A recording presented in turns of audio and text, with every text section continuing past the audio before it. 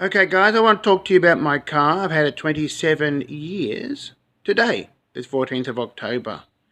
And always in chasing a few things on my car, obviously as a wedding car operator, and got to keep everything nice.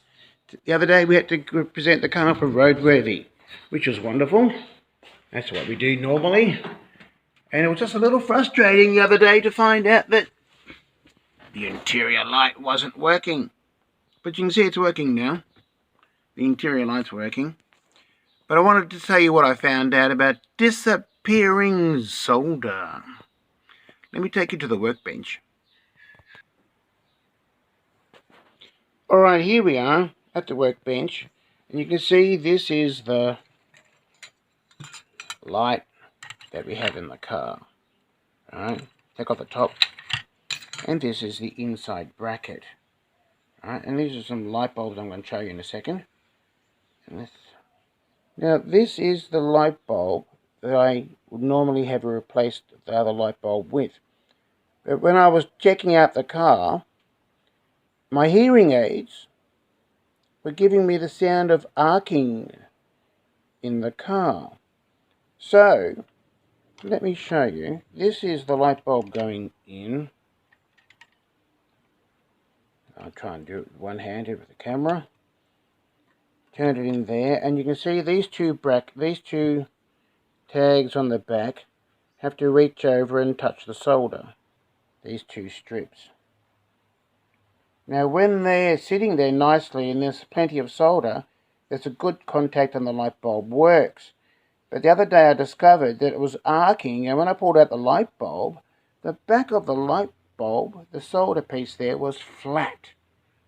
Absolutely flat at the same level of the copper strip here on the back of it. The inside solder port was flat. Let me show you what I mean. This one is a light bulb. Try and get that in focus for you. You can see the back of that is gone flat. These two, the gold one is round and the silver one is flat. She has gone flat. These two, the top one is round and the bottom one is flat. The solder has disappeared because of arcing use over ages, to the point the light doesn't work anymore. And then you start bending these tags, thinking, oh, the car's getting old, these are getting old. Well, it's not.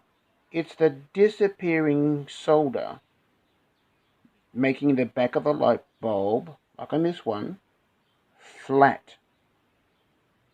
The solution is to simply add another dollop of solder onto it and put it back in the car.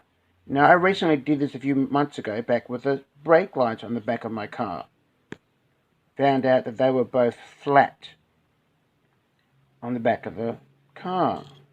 And now the old globe is as bright as ever. Right? Now, disappearing solder won't happen in a globe like this, because the metal of the bracket holding the globe touches the metal out covering, and the solder is not touched by the car. It's part of the metal coat, and it doesn't disappear. Now, recently I also had a problem with the fuses in my car, where the fuse was fabulous on my ignition. This happened on 2 of my London taxis. The ignition fuse, the solder disappeared inside the cap. And when I wiggled this by rolling it inside the fuse bracket, the ignition would run again. And I thought, what's that about? But now I've understood that it's the drift, or the burning, or the disappearing of the solder on the inside of the cap of the fuse. When the fuse hasn't blown, but the inside of the fuse has gone open circuit. So I want everyone to realize that there's such a thing as disappearing solder. It might be treated with silver paste or more slightly high temperature solder. But as long as you're aware that there's such a thing as disappearing solder, it might solve a few headaches and frustrations like I've had. All these 27 years on my car, today's the anniversary. I bought it 27 years today.